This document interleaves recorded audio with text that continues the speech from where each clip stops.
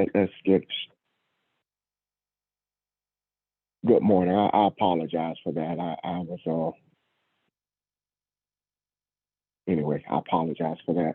But on Monday night, we had a lesson with Pastor uh, reminding us of what it means to be Melchizedek, and how we have kind of walking us forward, taking us back really to that slave ship or those ships, and the mindset and the spirituality and the commonness that we have with those people that were there, and even looking at it from the perspective, if your mind can take you there, that you were actually there, you were a part of that, and it is that spirit that has brought us forward and brought us here, and kind of guiding us as to who we are today, and bringing us all together, and hope letting us see uh, who we are, and kind of putting a perspective to all of this,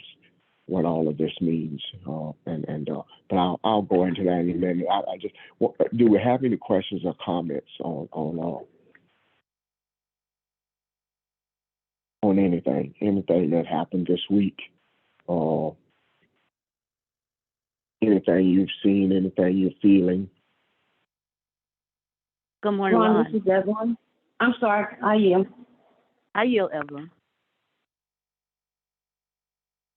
Okay, Ron, when you're saying those people, it's kind of like put them, it's impersonal. I felt when you said those people, it's like our people, us. Does that make sense what I'm saying? Because I felt what you felt, the richness and the Yeah, profound things that yeah. Pastor was saying Monday. But when you say those people, it's like, okay, they're not part of us. Does that make sense what I'm saying? Well, if that's what I said, that's totally opposite of what I meant. I'm not only what I was trying to convey anyway is not only they're part of us. I'm saying they are us. And you when we see or feel, and somebody else can help out with this, let me just back up since I didn't put this on tape. On Monday, Pastor talked about the 1619 project, and he kind of personalized what happened on the ship with the deaths, and some of them preferring to die rather than be enslaved. He talked about just the gathering of people, different attitudes, different uh, cultures, eating different foods, even worshiping different gods, but coming together on that ship, and spending 3 or 4 months chained next to someone who may have been deceased, and you're living in your own bowel, you're living in all this filth and waste, and can you imagine what was going through their minds, and thinking about where they were going and what was in store for them. And he even talked about uh, the mothers having the insight to plant seeds in their hair because they didn't know where they were going, and they wanted to just being cautious and making sure they had food to eat, and if you couldn't feel that, because I could feel it. I was a part of that, and what I'm saying is, in the spirit of being Melchizedek, I may not be saying that right, but we are there now. We have walked forward. We have lived that fear. We have lived those anxieties. We have seen death and felt all the pains and all those kinds of pressures. So I apologize if I said those people. I didn't mean it that way. I was saying that we are those people who have walked forward to now, and we are beginning to see some clarity of what that was all about and who we are, and even some of the whys, that you are the vibration, not that you feel the vibration, you are the vibration of the universe that holds this together, that pulls all this together. So I apologize if I said that any other way. Well, and everything that you're saying is true. It's just that we're being taught that we know that we all are one. And if you go through something, I'm going through with it too. Does that make sense? What I'm saying? So I'm just saying when you said those people, it's like kind of put us distant from them, but we all are one. We all came over in that ship. We all felt that what they went through. So that's all I was saying. Thank you. Yeah, that's it exactly. We are. I can't say the only people, but we are people that you see things sometimes and you feel it. It stops you in your tracks. It stops you in your tracks when you see or read about somebody devastated in the earth and the tragedies that go on. Because it's who we are, and we are just. And sometimes, you get overwhelmed and you can't watch it all. This week, I sent Pastor and I think Kathy a couple of text messages about a couple of kids that I saw. One young lady is the third in her family to be made valedictorian of her high school. And I think she had like a 4.05 GPA or something, and had over $1 million in scholarships. And she's graduating with an associate degree, graduating from high school, and she already has an associate degree. I can feel that too, and that it's almost like she's my kid. And so I had to send it to somebody because I'm proud of her. Never met her before, but I feel that, and we need those feel good stories too. That it's not always gloom and doom, because I recognize that we are a part of everything that happens in this universe. Somebody has to be, and that's who we are. So anyway, any other thoughts or questions on that? Ron, good morning. This is Barbara. We also talked about the age of Aquarius and the water barrier. Pastor made the point that we are the water barriers, or I think Audrey and Pastor made the point. We are those vessels of light. We are the vessels, and whatever thirst or hunger, or whether it's for righteousness, whether it's for love, whether it's for kind, whatever the need is, we are the water bearers that quench that thirst for humanity. And so the other point that struck me is that you said that we must free those who think they have us in bondage. And we do that by the way we have lived. We are forgiving. We are loving. We don't hold revenge and spitefulness, because it's the way that we were designed and confirmed and affirmed from birth, but even more so in the womb of that ship that brought us here. So we are still going through the vomitus and the feces and all of the things that they went through in the ship, but in different ways. Meaning, what makes us sicker than what's happening today with people showing outright hatred, not loving each other, with people doing whatever they can to get on and step on people. This is the feces and the hatred, and this is the vomitus. This is an example of all of that our ancestors dealt with that we are dealing with, and we feel it today. It reverberates today even more so, and it reverberates through us, this nation born on the water of the Atlantic. It reverberates in us even more so than those who were not born from that perspective. So it is a really felt thing that we still vibrate with. And even though the conditions may be different, the source of it is still the same: the feces, the vomitus, the things that make animals animalistic. We have been the water bearers designed to bring light and love and forgiveness to that group of people. And as Evelyn says, even that group of people are us.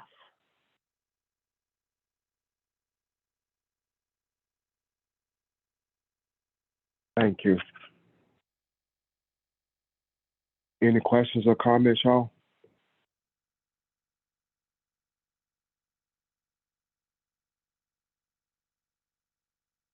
All right. One of the thoughts I had last week, you just reminded me of when Pastor was talking,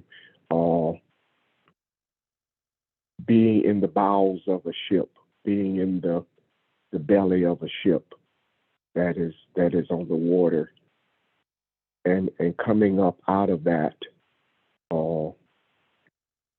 just reminded me of a birth of some kind, and coming up out of that after several months of not seeing sunlight, not seeing daylight, not being able to breathe fresh air, and coming out of that, just reminded me of a different type of birth, and we kind of we kind of experience that every time. To me, when we go through these personal episodes that we're discussing now, and I call them that because it is collective, but it also is something personal that we all deal with, and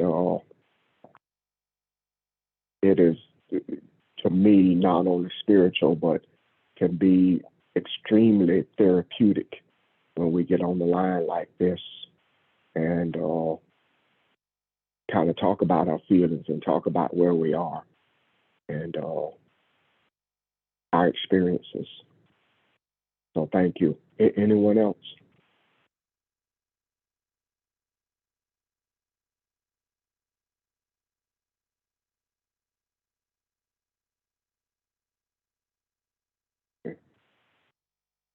Ron, this is Evelyn. I'm sorry. Hey, yes, ma'am. I think. Oh, Barbara. When we got off the phone Monday or Sunday, I think there were more earthquakes. A tree fell in the Faith Yard. I don't know if the earthquake did that, but yeah, it's like there were more earthquakes last week last week. Evelyn, we're resonating on the same frequency right now, because that's exactly the point that I was going to bring up. And specifically in the Elgin area, again, around that area. But I felt it at my home this time, and it was a rumble. It was a huge rumble for about 4 seconds or so. And I wondered, what is that?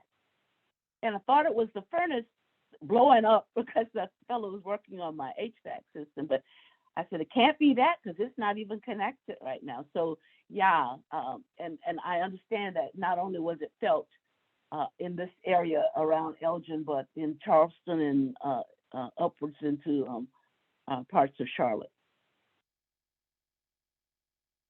Well, I blame Mary, the one who talked about this on Sunday. I blame her for bringing all this to us. I'm just No, kidding, you got Mary. to go. You got to go back to when Ron started talking about all the earthquakes. Yeah, you're right. Good morning. So Right. I didn't want to whine again today about the earthquake because I kind of got a settling. This Mary, by the way, and it did come. But you know what I thought about? I thought about when Jesus told the demons to get out of the man, and they asked, could they go into the pig? So they went in the pig and they threw themselves over the mountain. Or when he told the demon to get out of the little boy who was having the seizures, and before he got out, he gave the demons, they squealed before they got out. So that's the way I'm looking at it, because we talked about it. And then right after that, I said, oh my goodness, it happened. But I said, okay, got to remember, it's the universe is doing what it needs to do, and I have to stay in line, because this too shall pass. So we've had other earthquakes, but not as severe as the one I had 1:30 at Sunday morning, and then it was 2 more earlier that day. So I'm just saying that's how it is, and just staying in faith. And also, Amir and I were talking about it, and we were looking at the book of Hebrew, the 12th chapter, and at 26th verse, and it talks about the shaking and all that.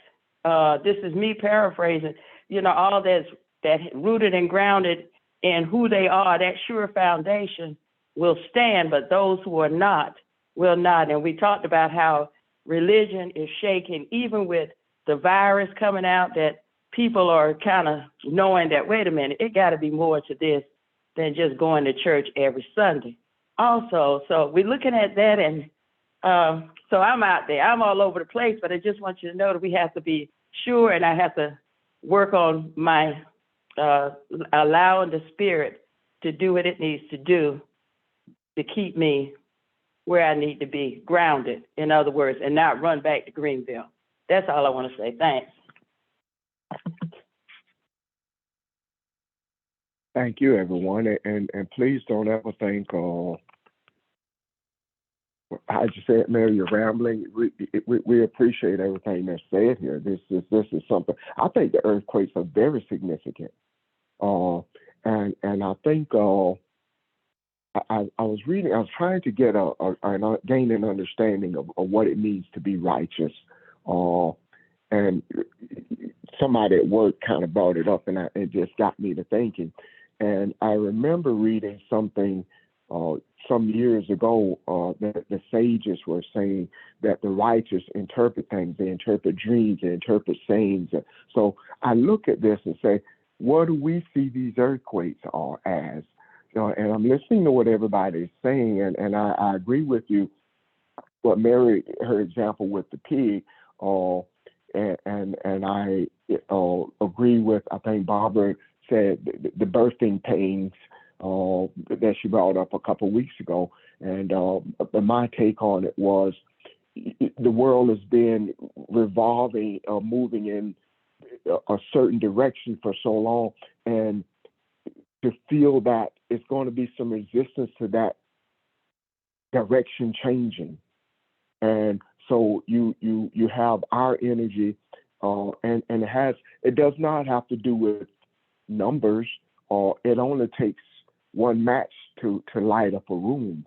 So we, being the few that we are, have a greater energy than what is darkness. So that's going to cause some rumbling. And being in the center of South Carolina, whereas the center of South Carolina, even though that first ship landed in Virginia, South Carolina has been the first state to do a lot of historical things that were not necessarily for the betterment of mankind, let's say. So it started, even example being the Civil War that started here in this state. So just a lot of things that are happening that we I think, are trying to get our attention.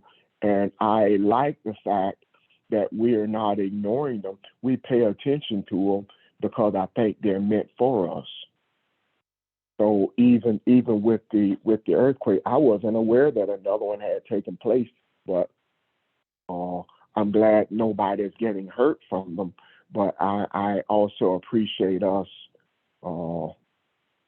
discussing them and what we see in them, because I think that's extremely important.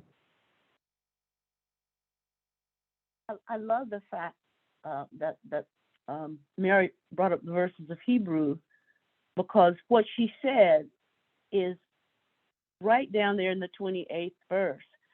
What she said, what started in the 26th, I think you said, Mary, that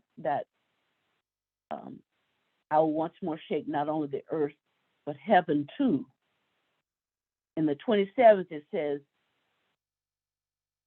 I'm reading from the New International, the Net Bible.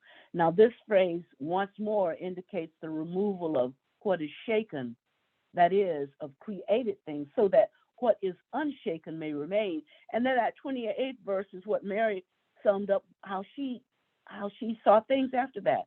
So, since we are receiving an unshakable kingdom, because we are unshakable, we are the unshakable, let us give thanks, and through this, let us offer worship pleasing to God in devotion. So, in other words, we accept who we are, and we acknowledge who we are, and we give thanks for that, knowing that we are the unshakable within that which is shaking.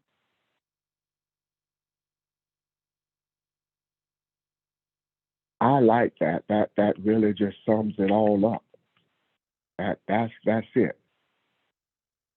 That's it. So all of this is not for naught. We are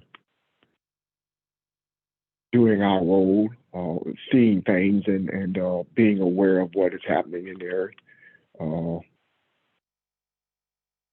Yeah, I like that. What chapter was that again, Barbara? Hebrew 12, 26 through 28.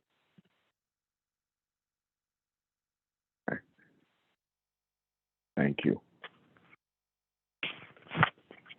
Anyone else? Any other questions or comments?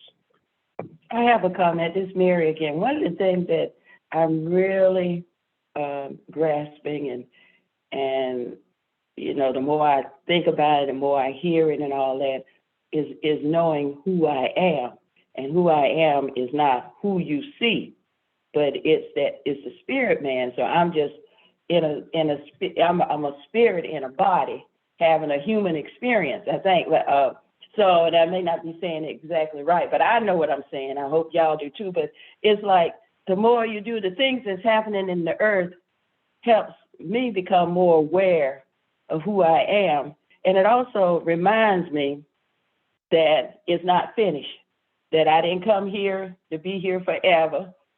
This is not my home. I'm having an experience. And when I transition somewhere else, when y'all don't see me anymore, I've transitioned to, they used to say the other side or wherever. That means that I've began life again in a new place. So in a new world, in another world.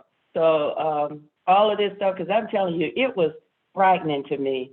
And I wish I could say that I'm totally, that spirit has left, but it's going. It's going, because I woke up this morning thinking about when is the next earthquake. But the fact that I know that I have that blessed assurance, as the song say, that this is not where I'm supposed to be. I'm just traveling through. I'm good. And I'm thankful to you guys. And especially, let me just say this before I get off too, for the ones who recorded and put it on so quickly, thank y'all for doing that. Thank you, because that was it's a blessing to be able to go back and listen and be encouraged by what was said the day before or even earlier that day. So just thank y'all. I'm finished. Bye.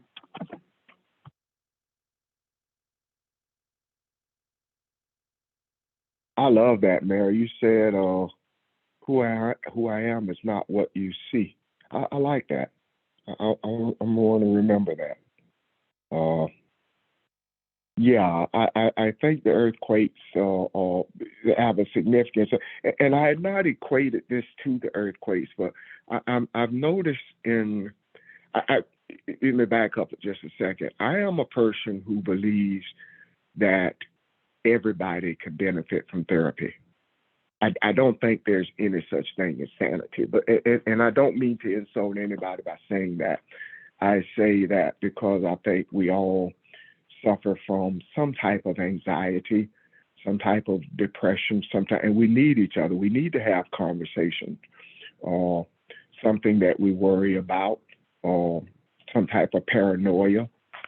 But I've noticed here lately that I've just had an increase in anxieties, and sometimes I have to stop and look at myself and think.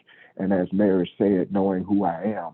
And I had not thought about the fact that maybe you are having your own personal little earthquakes. Maybe, what we're studying, what is going on in the world, and maybe that's part of what's resonating in you and causing you to feel uneasy about some things. So, yeah, I love this group. I love these discussions, and as I say, a lot of times these sessions to me are very therapeutic. So thank you.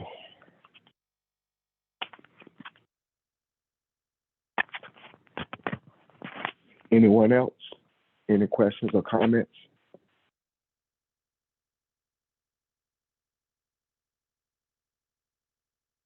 Ron, this is Evelyn again. Hey, Evelyn. Hey, I like what you just said. We're having our own personal earthquake because everything that happens in the universe is an extension of who or what we're dealing with inside. I'll say what we're dealing with internally. So I like that. That means that we need to bring balance to this earthquake by going inside of ourselves and dealing with the earthquake issues that we have in our life. So I like that, what you said, not about the other stuff. I mean, the stuff that you said all along is good. I'm not dismissing that, but that hits me. That resonates with me. I like that. Thank you. Thank you. Yeah, it's just something that's, and I think we all go through. We don't always share everything with the group or with all of us, but I think it is important that we all have somebody that we can talk to, somebody that we can call and at least let that person know what we're going through, to help us out, help us through.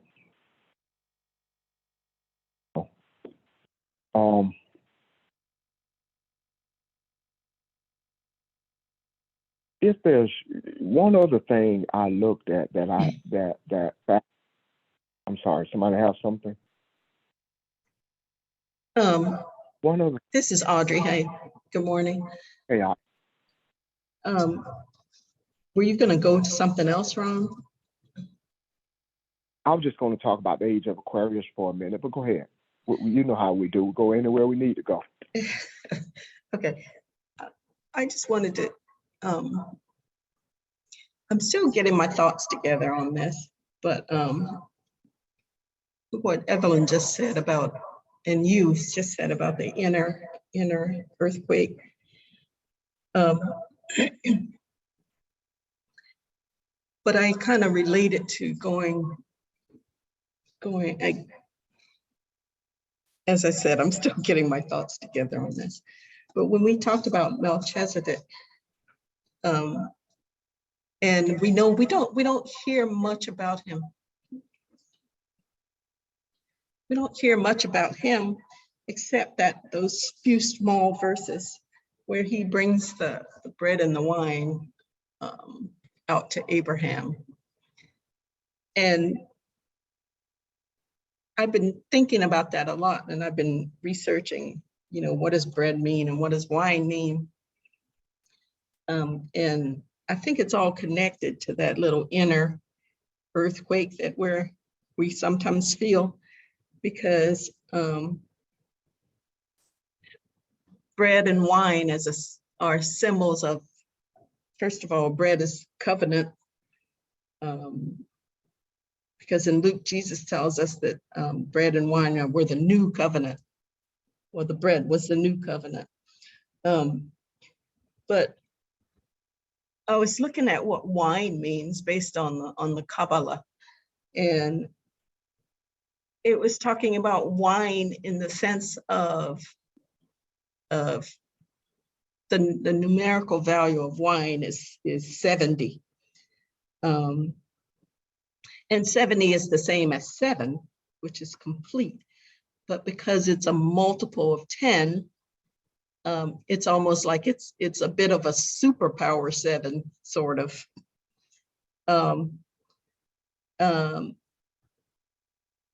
And it was also talking about how in physical reality, number 6 represents physical reality. For example, like a cube is a 3D physical thing, and it has 6 sides. So 6 represents that physical reality.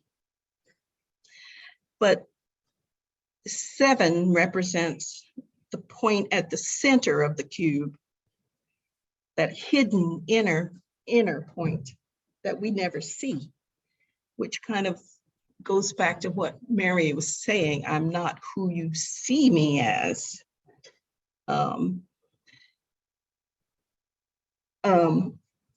But so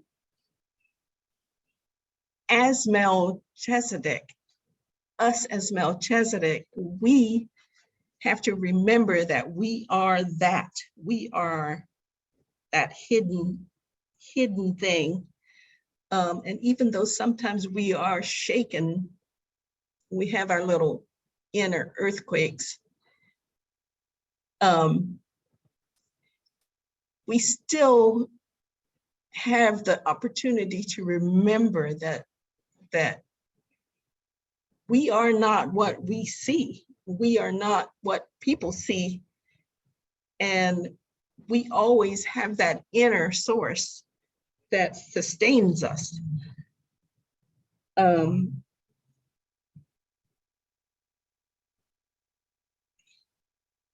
Anyway, that's the point I wanted to make. I'm still sort of thinking about this and wrapping my head all around it. But that's what I wanted to say for now. Beautifully said, Audrey. Thank you. I like that. I like, 7 representing the center of the cube. When you talked about 6 being the physical, I like that. I'm not sure I can say it again, but I feel that.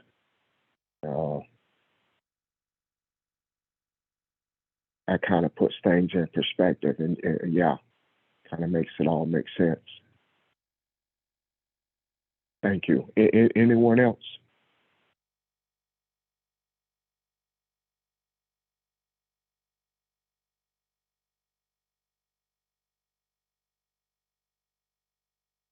That was something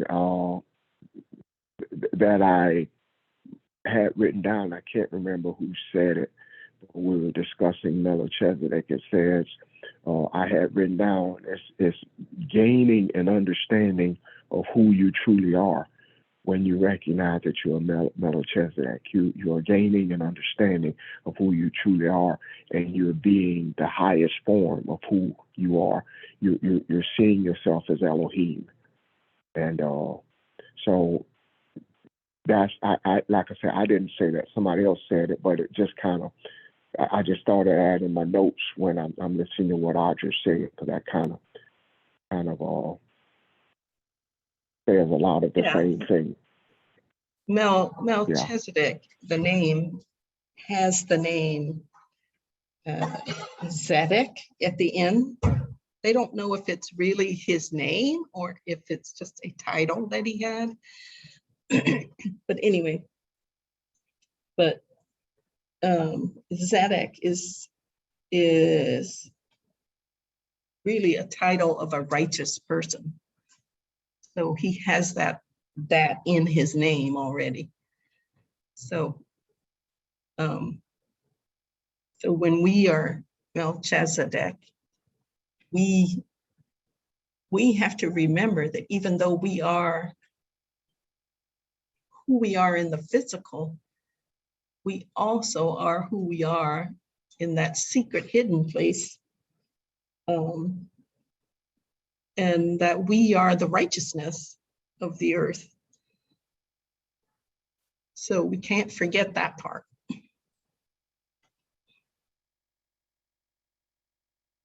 You are correct. You are correct. And I part of my confession to this, Audrey, is like, for example, we have said for years that we are Elohim. And although I said it, it took a while for that to resonate with me. It took a while for me to feel that. And yeah, agreed. Yeah, to feel empowered by it, and to walk that way. So as we look at this, and we recognize that we are going through a transformation, and those little earthquakes or anxieties are part of that. And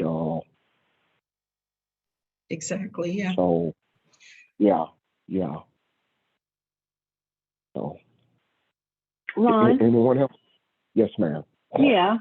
While you and Audrey were talking, I thought about scripture when it says, when Jesus asked, who do men say that I am? And it gave out that the people said different names. And I think, well, I got a feeling that's how we are. That's who we are. I'll just say that. That's who we are.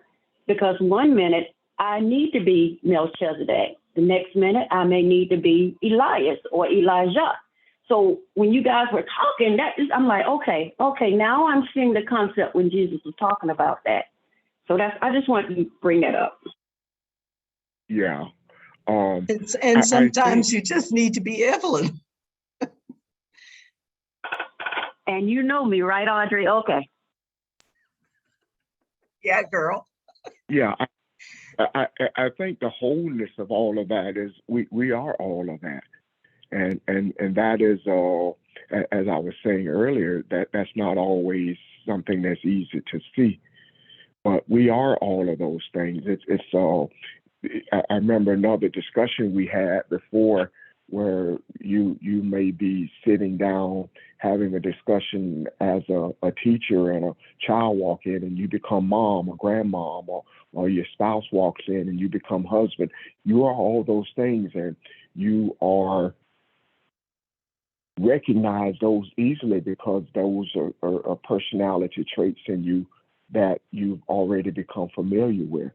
But all these other things that's also in us they're not foreign to us. We just have to believe it is who we are. We have to believe what we see in us, and that is something I have struggled with.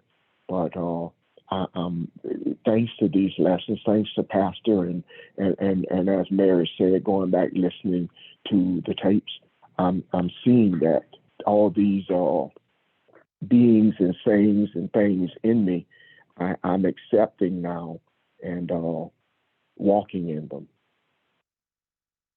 Okay. Well, while you all have been talking, I've also been looking at the word wine itself. That Audrey talked about the bread being a sign of the covenant. What does the wine mean? Well, the word for wine, the Hebrew word for wine, is connected with winemaker or wine expert. And when it combines with a certain energy, a letter of a certain energy, the root of that word could mean oppress, tread down, trample underfoot, deceive, beat, trick, bamboozle, vex, annoy or irritate. However, when the root of that word is combined with aleph, or another form, a higher form of the energy level, it means to suck, absorb, suckle, breastfeed, or nurse. So in other words, then, the hidden meaning of the wine is the fact that we bring the nourishment. We allow, lack of a better word, we are the ones who, we become the means by which the world is able to suckle the divine goodness. That makes sense. If that resonates, it's because of who we are when we understand not only our physicality, but more importantly, our spirituality, and we balance those two. We nurse the world, and so that's part of that hidden meaning of what that Hebrew word for wine and winemaker and expert is. It's like wine. You know, if you look at the physical, you drink enough, you're going to get a little high. You're going to get a little unbalanced. You're going to get a little discombobulated. But if you know how to mix the spiritual and the physical in a way that it's balanced, the hidden meaning means you can nourish the world.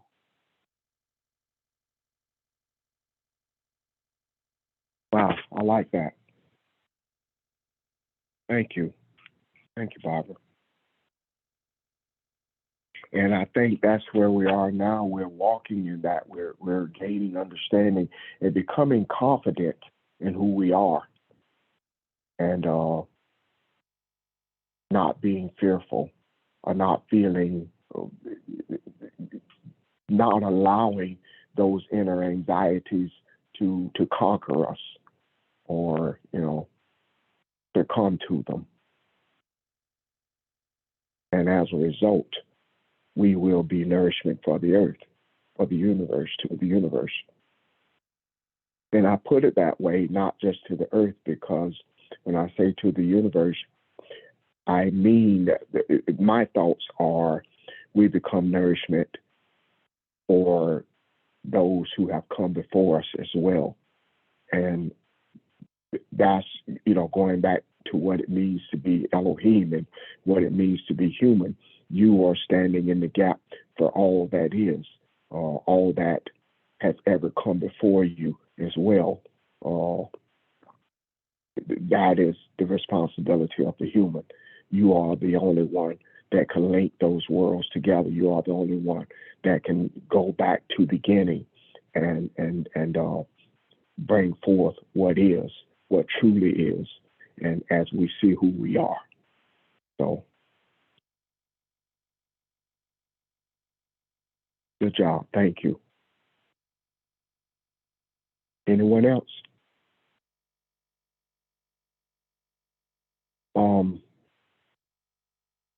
I got interested in Age of Aquarius, and I looked at that. Now, something I didn't look at, and I'll get to that in a second. But what I saw at the Age of Aquarius, it talks about, and we said most of this anyway, a shift of global thinking and way of being. It talks about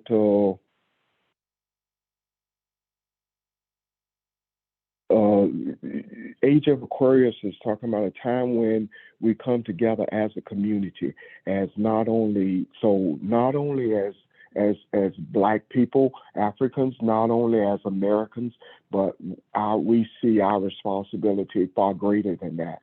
Not even just global, as we just said, universally, the universe. That mankind understands who he is, and the nourishment that we talked about is the spirit of who you are, and the word that describes us and makes up the true essence of what it means to be a human, what it means to be mankind, and start treating people that way. It talks about also a time when we have and expanded consciousness, and become more mindful of who we are, and recognizing the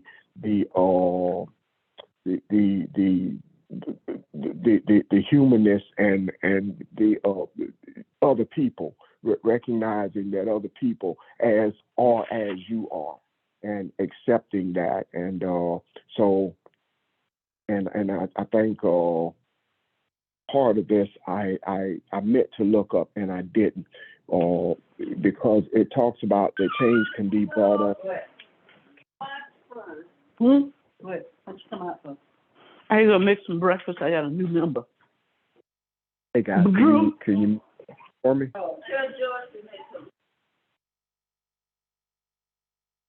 Thank you. It talks about can be brought on by a revolution as well. So that revolution may be part of what we're feeling now. When I talked about my anxiety or those earthquakes that is inside of us, maybe that's part of what we're seeing as we see all the confusion in the earth, all the things that are the battling and all the violence and the inhumane things that we see. And as the earth as men in the earth fight hard to get things back to the status quo, like that's going to fix everything, like everything was harmony. So we keep going with our ball games, we keep going with our politics, we keep going with our religious antics, and we keep going with these things, and everybody ignores the fact that we are still in not necessarily as bad of a physical pandemic as we are a spiritual pandemic. We are struggling, we are suffering, and people are falling by the wayside, meaning that we are growing further and further away from who we are and what it means to be Elohim. And when I say that, I'm talking about the Africans of the earth, as well as all of mankind, all the Europeans as well. So that revolution, when I saw that kind of stuck out to me. The other one that I meant to look this up and I didn't. It talks about the age of Aquarius. Because nobody knows exactly. It's something that happens gradually, and nobody can say we're in it now, we're not in it now. And I think that's where we come to play. But it talks about it could be brought on by the winter solstice, and which was December 21st. That could, and I think that may have been around the time that we first started talking about it. But something else happened this year. I think that I read that Jupiter and Saturn, every 20 years or so, they happen to get close together, move closer together. But this past year was the closest they had been in 800 years. And I meant to look those up to see what that meant, or try to glean something from that. And as Audrey just talked about 70, I'm thinking about the word, this 800 years, 8 meaning new beginning. So what does 800 mean exactly? So that kind of caught my eye, but I don't have any insight on it. But I think the age of Aquarius, again, is significant, and it is something that I think we play a role in, and not necessarily a passive role, but a very active role, as to say, as we gain understanding and recognize and accept who we are the ones that bring these change into being in the earth. Any questions or comments on that?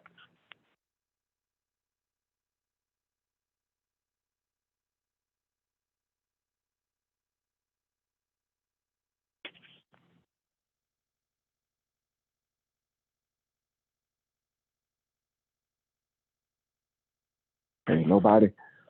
Uh, Ron, good okay. morning. This is Yes. Kathy. I do have a question. Kathy. From the way you laid that out and the way you talked about Age of Aquarius, are we saying that it is an actual period of time, or is it an actual experience that we each experience in our own timing as we become aware? Does that make sense what I'm asking? Yeah, yeah. Uh, and others can answer this. I think individually and collectively, Kathy. I think I don't think this comes in unless we're on this phone. And what I mean by that is, as I said a few minutes ago, it took me a while to grasp the concept of being Elohim. And as we grasp those concepts, as we become stronger in our recognition and our awareness, I think we usher these things in. So as it happens individually, and as I work on Ron, and Kathy works on Kathy, and same with Charles and Barbara and Audrey and all of us, I think collectively we usher these things in. I think this is something, a change that is waiting on mankind to bring in, and it just doesn't happen on its own. That's my take on it. Does that make sense? So I think the answer to your question is yes, it happens individually, but individually it also happens collectively. As we all gain insight into who we are, we usher this thing in together. Okay, thank you. Yes, that Ron, Kathy, Yes, ma'am. this is Barbara. I think it can also be a physical period too, but the most important part of that is the spiritual, because the spiritual is greater than anything physical, and so it points to the physical. Anything physical points to that its spiritual origin, and so yeah, it can happen, and it can be birthed at any time in our consciousness when we are ready for it to be birthed. So I think it's both, but the spiritual birthing of that consciousness is the most important for each individual. Mm-hmm. Okay, because I Yeah. asked that because there are times when we have talked about portals opening in the universe and things happen, and of course when a portal is opening in the universe, we are talking about spiritual birth taking place, something spiritual being ushered in. And even though I asked this question a long time ago when we looked at Age of Aquarius the first time, I'm still wrapping my mind around what it means. And so that's why I was asking by physical, I mean the portal that we open in the universe in this physical realm, knowing that it is everything that links to what is spiritual. But I'm still kind of grappling with just getting a better understanding of it. So I appreciate everything y'all was saying. So thank you. You're welcome. Yeah, I think the things, I hope I'm saying the same thing Barbara's saying. I think the things that we see in the physical world, I'm just reminding of the verse that talks about as in heaven, so is in earth, as above, so is below. I think as we recognize what is, for lack of a better term, our higher self or our spiritual side or our souls, we help things to manifest in the earth. So, and maybe even bring about these physical changes ourselves without recognizing it or knowing it. So, that's any other questions or comments on that, or just somebody see that a different way?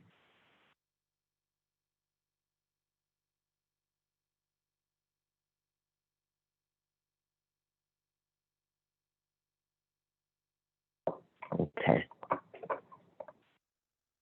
Well, is there anything else to grab our attention? Anybody? Do you have anything else?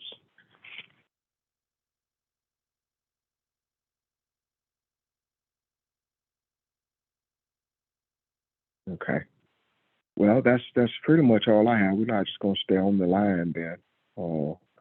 I think it was insightful, and hopefully we can pick up here tomorrow. Okay.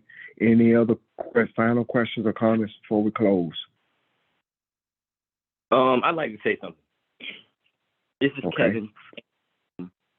Hey, Kevin. So we're talking portals in the universe, and as above, so below. On July 5th, I don't know if any of you are familiar with CERN, which is a company that produced what's known as the Large Hadron Collider over in Switzerland. And what it does is it accelerates particles beyond or up to the speed of light, possibly beyond the speed of light, with an aim to collide these particles together in order to create what is called antimatter, which is essentially what they say that black holes are made of. So yes, we are in a time and age where portals are being physically manifested. We're in a time and age where we have to keep our vibrations, our frequencies at a high place, because there's a lot going on in this world as far as science and the manipulation of quantum physics. And as we know that is directly related to the veil that is in between the physical realm and the spiritual realm. So I just wanted to bring that up. I don't know if anyone else has any information about it, but it might be something you may want to look into. It's called CERN. It's CERN, Large Hadron Collider, and they're activating it again. The last time it was active was in 2018 or 2017, and they're activating it again on July 5th. Spell it one more time, Kevin. CERN. B is in boy. C is in cow. E is in elephant. R is in rainbow. N as in N.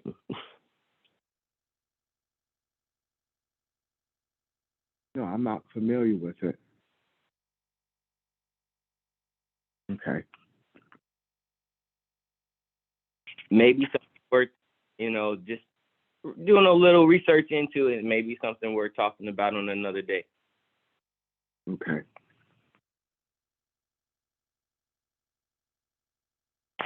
I did see something I thought was interesting. I didn't know if it ties into this or not, or what we're talking about, but I saw where these scientists are beginning to look at all the satellites and all the other things out there in orbit that man has put in space, and what that is doing to space, and how to retrieve or destroy some of those things, because it's almost like it's a large junkyard out there, things that are no longer useful, that are just floating around in space. And they were talking about, does it affect weather patterns or other the global warming and just different things. And it's just the air, the atmosphere, the orbit around the Earth is just polluted with stuff. And they were trying. I think it was Switzerland. I can't remember what nation is leading a charge to try to retrieve some of that stuff. And although I think it's a pretty noble act, I think that I just could be kind of dangerous bringing some of that stuff back to Earth, or trying to destroy it could even be worse. So that and I agree with you, Kevin. There's so much stuff going on that we don't hear about, that we don't know about until it's too late, and things are already happening by the time we find them out. So, but thank you for sharing. Anyone? Yeah, this is Barbara. The other thing that says to me is that we can't go on assuming that we're the only ones that were created by God in the universe. that was created by the creator of the universe. And that here we go, just like we do with nations, you know, taking stuff and bringing our stuff, whatever that is, to new nations and unbalancing them. What we're doing in space is the same thing with our junk. And so it says to us that whenever we speak or intend, it has to not only just be for Earth, it has to be for the universe, because we are connected with the universe. So it's much bigger than Earth. And so whatever we do impacts more than just this world here. Yeah, I agree. And again, part of our global responsibility, part of our recognizing who we are, being the highest form of Elohim and understanding who we are, I think it's discussing these things and being aware of them. We don't always necessarily have solutions, but our awareness, I think, brings wisdom to the situation. So just something else for us to look at and as I said, be aware of it and give thought to. Okay. Anyone else? Any other questions or comments? Okay. Well, guys, I thank you. Look forward to hearing from you, hearing your voices again tomorrow at 11. And hope everybody have a great day. Thanks, bro. Thank Thank you. you. All right, Thank you. Bye, Pam. Goodbye.